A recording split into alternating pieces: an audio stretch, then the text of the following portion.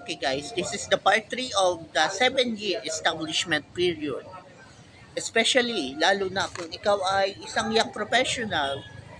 So, wag mo nang gastos-gastos, matuto mo nang palagawin ang meron ka.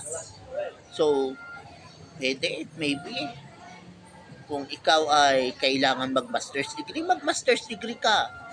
So, para ma-promote ka, o pwedeng mag-doctorate ka diretso. So, pwede yun. Pwede mong gawin yun para maging ma-promote ka at maybe maging leader ka sa fields na kung saan ka, either education man yan, or kung CPA ka, gusto mo maging lawyer, then so be it. Magiging kang CPA lawyer.